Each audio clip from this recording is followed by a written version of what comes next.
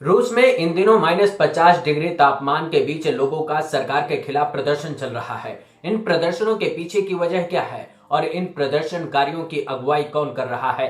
रूस में अचानक कौन सी मुसीबत आ गई जिसको लेकर लोग सड़क पर उतर आए और उन प्रदर्शनों को कुचलने के लिए सरकार पुलिस को खुली छूट दे चुकी है। जय राम दोस्तों, मेरा नाम गंगा प्रसाद और आप देखना शुरू कर चुके हैं वॉच न्यूज।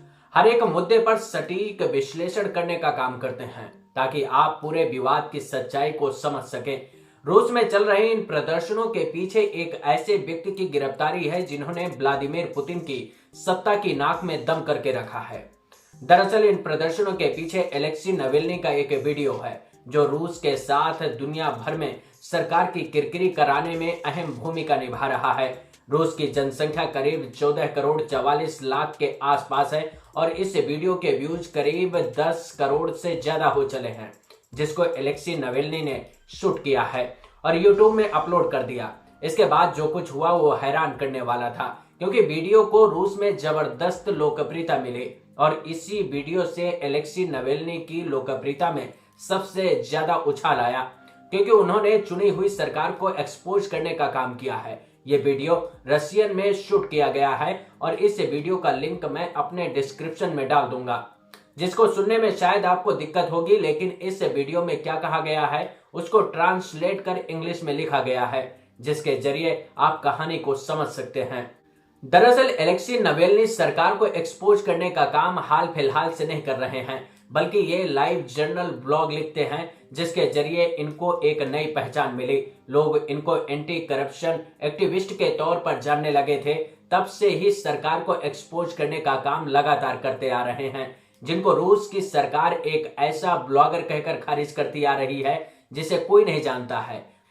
रूस के राष्ट्रपति व्लादिमीर पुतिन तो सार्वजनिक तौर पर एलेक्सी नवेल्नी का नाम तक लेना पसंद नहीं करते हैं, लेकिन अब सरकार को उनके आरोपों पर जवाब देने के लिए मजबूर होना पड़ता है। मतलब यह है कि नवेल्नी को आज रूस में मीडिया का भी काम करना पड़ रहा है, क्योंकि रूस कहने के लिए तो एक लोकतांत्रिक देश है, लेकिन इस लोकतांत्रिक देश की सच्चाई फ्रीडम ऑफ प्रेस इंडेक्स के आंकड़ों से लगाया जा सकता है, जिसमें रूस की स्थिति भारत से भी खराब है। जहां इंडिया 142वें पायदान पर है तो रूस 149वें पायदान पर है, जबकि नॉर्वे पहले पायदान पर काबिज है। इसका मतलब ये नहीं है कि भारत में मीडिया पूरी तरह से स्वतंत्र है, क्योंकि रूस की मीडिया को या तो खत्म कर दिया गया या फिर मेन स्ट्रीम मीडिया पुतिन की तानाशाही के आगे सरेंडर कर चुकी है, जैसा भारत में भी मेन स्ट्रीम मीडिया ने सरेंडर कर दिया है। ऐसे में एलेक्सी नवेल्नी रूस में अपोजिशन लीडर के तौर पर पुतिन के सामने खड़े हैं। एक वकील भी हैं जिन्होंने येल यूनिवर्सिटी से अपनी पढ़ाई की है। 2018 में पहली बार रशिया ऑफ द फ्यूचर नाम की पार्टी से नवेल्नी पुतिन के सामने राष्ट्रपति का चुनाव लड़ने की कोशिश की, लेकिन सत्ताधारी पार्टी ने नवेल्नी को रोकने के लिए आपराधिक मुकदमे दर्ज कर दिए और राष्ट्रपति चुनाव में भाग लेने से रोक दिया। बाद में इलेक्शन में पुतिन पर धांधली करने का आरोप भी नवेल्नी ने लगाए थे। एलेक्सी नवेल्नी की रूस के मॉस्को शहर में अच्छी खासी लोकप्रियता है। वो साल 2013 में मॉस्को के मेयर पद के लिए खड़े हुए, जिसमें नवेल्नी दूसरे नंबर पर थे। इनकी लोकप्रियता ही है जो पुतिन को डराने का काम करती है, ऐसा दावा वर्ल्ड स्ट्रीट जर्नल मैगजीन में भी किया गया है। इसी मैगजीन के मुताबिक व्लादिमीर पुतिन को सबसे ज्यादा डर किसी से अगर लगता है तो वो इंसान एलेक्सी नवेल्नी है, क्योंकि एलेक्सी नवेल्नी ने ही पुतिन के भ्रष्टाचार को देश की जनता के सामने उजागर करने का काम किया है। इसका खामियाजा भी नवेल्नी के साथ उनके परिवार को भुगतना पड़ा। नवेल्नी को डराने के लिए उनके भाई ओलेग को फ्रॉड के आरोप में 3.5 साल तक जेल में बंद रखा गया, जबकि नवेल्नी 2011 से लेकर अब तक करीब 10 बार से ज्यादा बार जेल जा चुके हैं और 100 बार पुलिस कस्टडी में लिए जा चुके हैं। अप्रैल 2014 में एक बार हाउस अरेस्ट भी हो चुके हैं, लेकिन इस इंसान की जीवटता में कोई कमी नहीं आई। सरकारी सत्ता ने नवेल्नी को तोड़ने का काम हर संभव किया है। यह इंसान हर बार पुतिन को चुनौती देने के लिए खड़ा हो जाता है। इस बार तो और ज्यादा ताकत के साथ सामने आया। 2020 में 50 दिन तक जेल में रहे, 2018 में 30 दिन तक सलाखों के पीछे रहे, 2017 में 20 दिन तक जेल में रहे, क्योंकि इन्होंने बिना स्टेट अथॉरिटी की मंजूरी के प्रोटेस्ट किया था।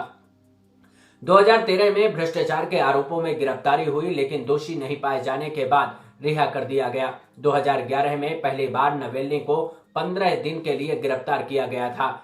इन पर वोट रिगिंग के विरोध का आरोप लगा था।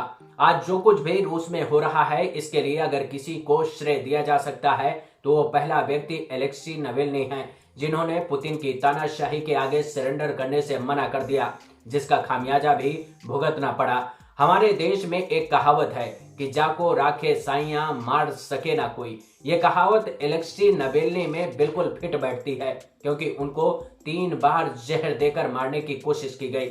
20 अगस्त 2020 में नावेल्नी टोमास्क साइबेरिया एक खोजी रिपोर्ट के सिलसिले में जा रहे थे।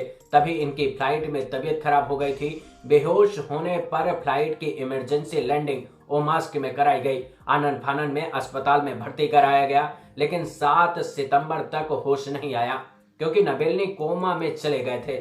जब 17 दिन बाद होश आया, इसके बाद 14 दिन तक वेंटिलेटर पर रखा गया और 22 सितंबर को अस्पताल से छुट्टी दे दी गई। बाद में एलेक्सी नावेल्नी को इलाज के लिए जर्मनी में शिफ्ट किया गया, जहां डॉक्टरों की टीम ने बताया कि रूस में बने नर्व एजेंट नोविचोक से मारने की कोशिश हुई, जो एक खतरनाक पॉइजन है। इसका खुलासा भी नावेल्नी ने खुद ही किया। उन्होंने रूस की खुफिया एजेंसी एफएसबी के एक एजेंट को झांसे में लिया और उनसे फोन पर बात कर जानकारी निकाली और इस बातचीत को यूट्यूब में डाल दिया, जो लोगों को काफी पसंद आया।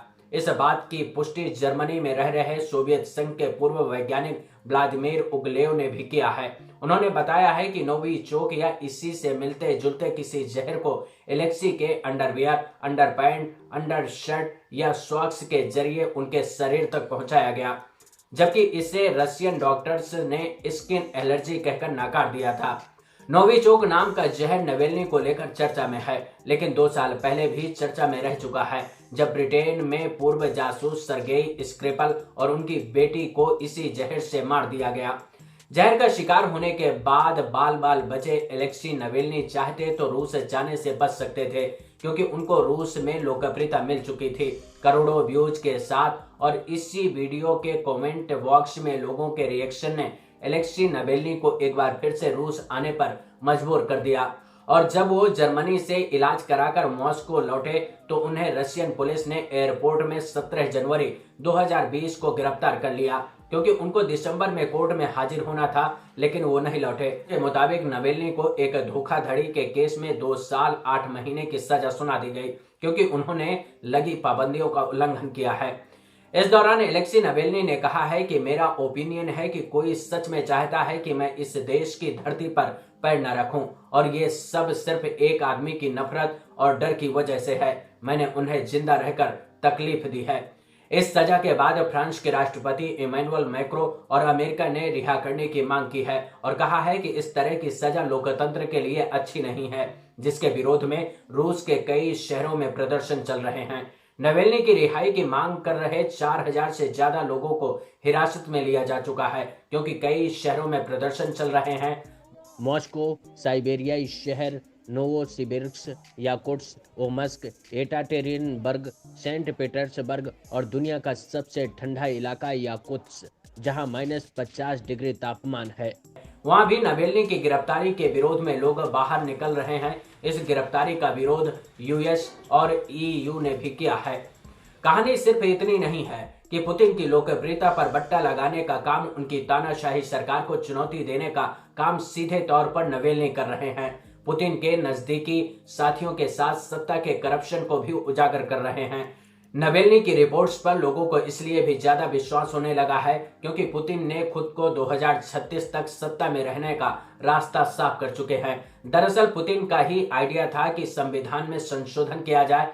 उसके लिए पुतिन सरकार ने जनमत संग्रह कराया, जिसमें दावा किया जाता है कि 7 दिनों तक चली वोटिंग में जनता ने संविधान संशोधन पर मुहर लगा दी, लेकिन इसकी कभी स्वतंत्र जांच नहीं हुई। और इसी संशोधन के साथ पुतिन जोसेफ स्टालिन से भी ज्यादा समय तक सत्ता में रहने का रास्ता बना चुके हैं। सड़क पर दिख रहे विरोध प्रदर्शनों में आम लोगों को गुस्सा सिर्फ इस बात को लेकर नहीं है, बल्कि सरकार ने अपने करप्शन को छिपाने की हर संभव कोशिश की है और अर्थव्यवस्था में लगातार मात खाती सरकार की नीतियों ने लोगों की मुश्किलें और बढ़ा दी हैं।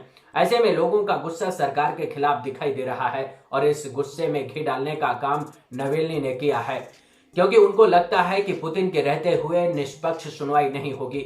इसी बीच नावेल्नी की टीम ने एक खोजी रिपोर्ट के जरिए दावा किया है कि दक्षिणी रूस में काले सागर के तट पर इस आलीशान महल को पुतिन के दोस्तों ने बना कर दिया है, जिसमें कहा गया है कि इस बंगले को बनाने के लिए भ्रष्टाचार से कमाए गए पैसों को लगाया गया है, जो पुतिन के करीबी लोगों ने जमा किया है। इसमें तेल से जुड़े उद्योगपति और रूसी अरबपति शामिल हैं। वैसे एलेक्सी नावेल्नी एक बार फिर से जेल जा चुके हैं, लेकिन क्या अब रूस में चल रहे प्रदर्शनों को और क्रूरता से पुलिस दबाने की कोशिश करेगी? ये कहना अब मुश्किल नहीं है, क्योंकि नेता बाहर नहीं है और जनता सड़क पर है। लेकिन कब तक ये सवाल हर किसी के मन में है। वैसे सरकार एलेक्सी नावेल्नी को जहर देकर मारने की कोशिश कर चुकी है, भले ही कामयाबी ना मिली हो, लेकिन ये सच है कि अगर रूस में नावेल्नी का इलाज चल रहा होता तो शायद उनकी जान बचा पाना मुश्किल होता। इस बात की आशंका इसलिए भी लगाई जा सकती है क्योंकि उनको एक तरह से मारने की कोशिश तो की ही गई, लेकिन क्या अब उनको मारना इतना आसान होगा? क्योंकि लोगों का गुस्सा, लोगों के दिलों में अब एलेक्सी नावेल्नी ने अपनी छाप छोड़ दी है। तो क्या नावेल्नी को मारकर पुतिन सरकार लोगों के गुस्से का शिकार होना पसंद करेगी? ऐसा मुझे नहीं लगता है। यह तो हो सकता है कि नावेल्नी को किसी और तरह से, किसी और बहाने जेल में बंद रखने की साजिश रची जाए, लेकिन मारकर लोगों के गुस्से का जोखिम उठाने की कोशिश पुतिन भी शायद नहीं करेंगे, क्योंकि इस समय एलेक्सी नावेल्नी ही एक ऐसे रूस में व्यक्ति हैं जो अपोजिशन लीडर की भूमिका में दिखाई दे रहे हैं। वो अगर जेल से बाहर आ जाएंगे तो भी पुतिन के मुश्किल बढ़ाने का काम करेंगे, और जेल के अंदर रहते हुए अगर कुछ हो गया तो पुतिन सरकार के लिए मुश्किल और बड़ी हो सकती है। ऐसे में कहते हैं कि पुतिन सरकार के लिए अब हालात ऐसे हो गए हैं कि अगर आगे बढ़ रहे हैं तो आगे कुआं है, और अगर पीछे हटने की कोशिश कर रहे हैं तो खाई है। यही मुश्किल अब पुतिन सरकार के सामने है, जो लोगों के प्रदर्शनों के रूप में दिखाई दे रही है।